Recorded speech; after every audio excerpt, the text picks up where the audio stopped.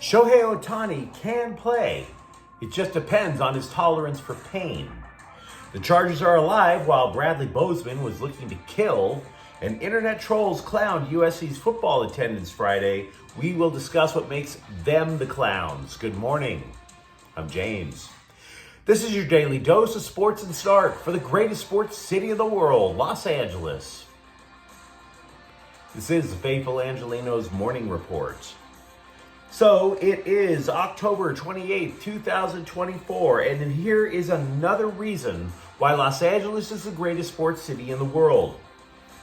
We haven't lost anything since Wednesday.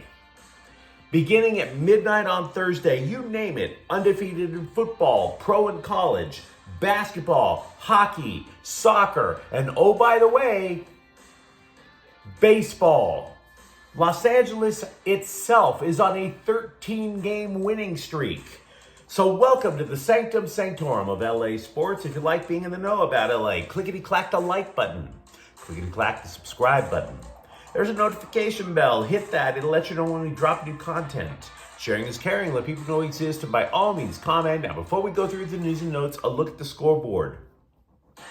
Chargers 26, New Orleans 8. The Chargers, by the way, have allowed the fewest points in the NFL this season, which is terrific. They kept the Saints out of the end zone. They recorded 5 quarterback sacks. Meanwhile, rookie receiver Lad McConkey posted a signature day. 6 catches for 111 yards, 2 touchdowns. By the way, one of those scoring catches accounted for the Bolts' first second-half touchdown since week 1. Justin Herbert throws for 279 yards. He also finally completed a pass that went for more than 45 yards this season. We're going to talk more about the Chargers in a few minutes.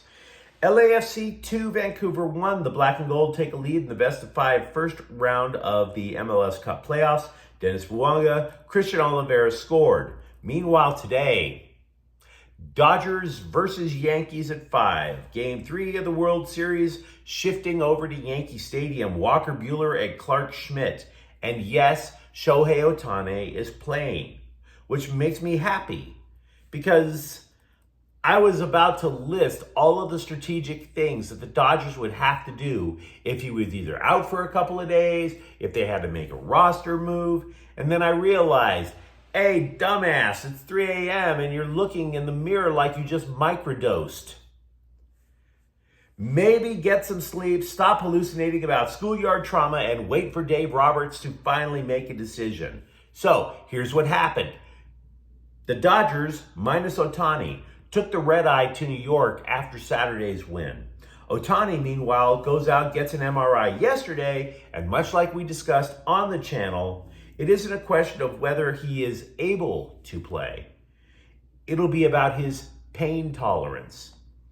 So he hops on a plane, takes some batting practice Sunday at Yankee Stadium, reported no pain. So unless something changes, which I doubt because Ohtani didn't miss a game all season long, he's in the lineup. Lakers at Phoenix, 7 o'clock. The Lakers open a 5-game road trip that is going to go a long way to determine if we should buy in. 2023 draft picks Jalen Hood-Schifino and Maxwell Lewis were optioned to the G League. Reports are suggesting Bronny James will stay with the Lakers until the road trip concludes. So what do you say we get to the news? Is this really the story that the Yankees need to hear right now? The New York Post is reporting that the Dodgers will make an offer to Yankees outfielder and former Padre Juan Soto. It depends, however, if Soto is actually interested in coming back to the West Coast. This is according to the New York Post. And if you're wondering, well, wait a minute, didn't the Dodgers drop $1 billion last offseason? Yep, sure did. But if you recall, much of the Shohei Ohtani contract is deferred. Hell, the Dodgers paid Ohtani only $2 million this year. And that's how the Dodgers might be able to find some, I don't know, Bitcoin, Spanish doubloons for Soto. Now, having said that, again, it's about Soto's interest. He hasn't said a single negative thing about life in New York. And to be honest with you, there's going to be a massive bidding war for the guy, even if the Dodgers don't get involved. The Mets are interested. And the Mets have the wealthiest owner in the game. Walker Buehler believes a cold night in the Bronx will do some good. He said he felt good in a chilly city field in the NLCS against the Mets. However, it is still his first start in Yankee Stadium.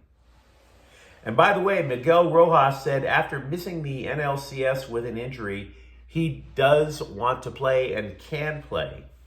It's just that instead of planning a postseason trip to Cancun, he'll be booking a stay at Kaiser Permanente. How romantic. Sports hernia surgery, drinking heavily on the beach. Decisions. I mean, sure, either way, you could wind up exposing your groin to strangers, but the operating table is kind of cold. Meanwhile, with the Chargers, all coaches preach discipline, right? Jim Harbaugh also is demanding physicality. So, what do you do when center Bradley Bozeman draws a 15-yard unsportsmanlike conduct penalty? You give him the game ball. You do. Now, before you judge him, if you didn't see the game, Bozeman's penalty was kind of like when your father tells you not to get into a fight unless you're defending your mom, right? Or your sister. There was Justin Herbert. He had already gotten rid of the pass. And Saints defensive tackle Nathan Shepard, he was twisting him. He was wrestling him down. He was putting him in the figure four leg lock, the ankle lock. The guy was Herbert, again, he had already thrown the ball. It wasn't even close. Now, I can't tell you what was going through Shepard's mind, but you could easily make the argument that that was a blatant attempt to re-injure Herbert's knee, his ankle, his foot. Basically anything beneath Herbert's privates, this guy was trying to injure. So Bozeman took Shepard out like a torpedo, speared him, a 311-pound human torpedo. Bozeman said Shepard's play, quote, was probably one of the dirtier plays I've ever seen. You protect your quarterback no matter what. And I think any of our offensive linemen that was in my position would have done the same thing, unquote. And you know what? That must have brought tears to the old coach's eyes. That's exactly what you want, actually. So yeah, they gave him the game ball. They could have given it to McConkey for the stats. They gave it to Bozeman because he did the right thing. You know, announced attendance at USC Rutgers on Friday was 63,404. And I watched the game.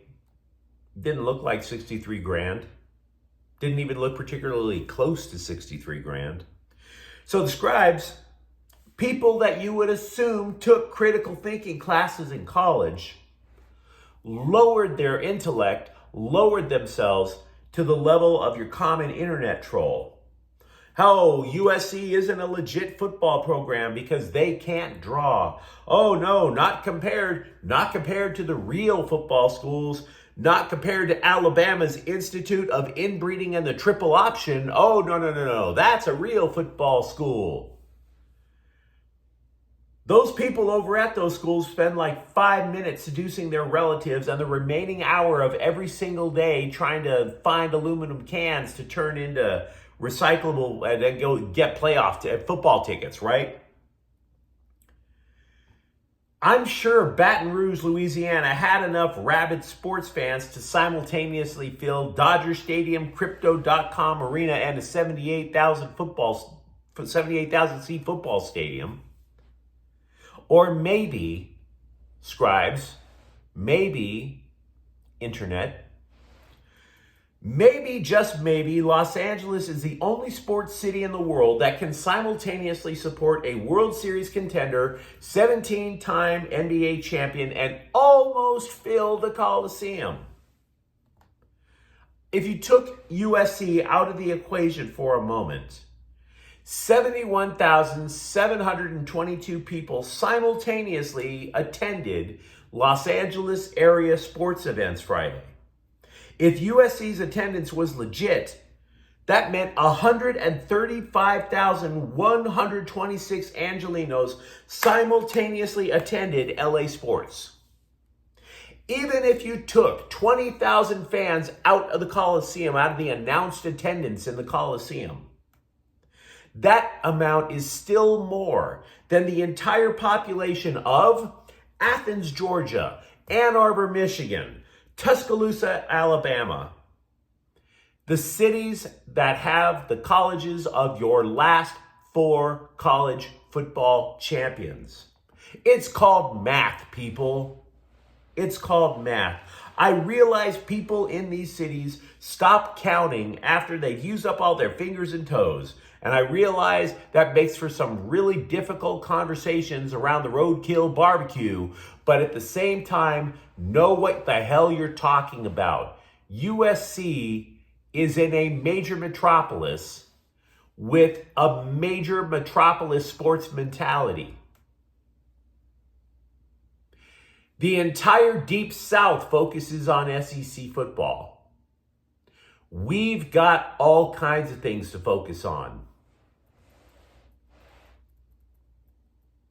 We still don't know why Rams left tackle Alaric Jackson was suspended for 2 games at the beginning of the season. All we know is the league thought he was a very, very naughty man.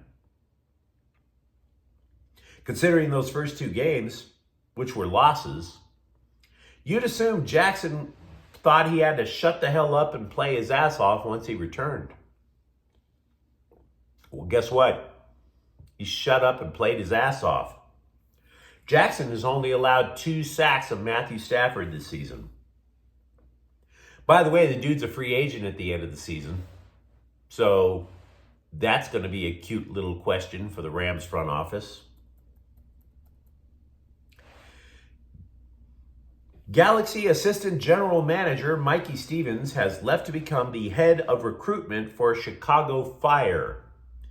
Stevens worked under LA General Manager Will Kuntz, helping to craft a stunning turnaround for MLS's most celebrated team.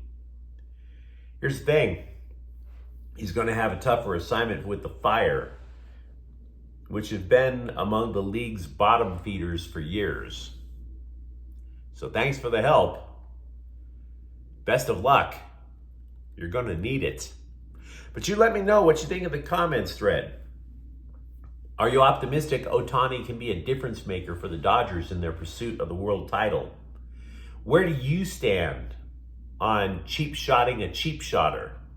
And if you enjoyed the content, don't forget to subscribe to Faithful Angelenos. We're talking LA sports every single day here. Thank you for watching. I'm James. We'll be back tomorrow. Faithful Angelenos is a Ken Cortell Queso production. Take care.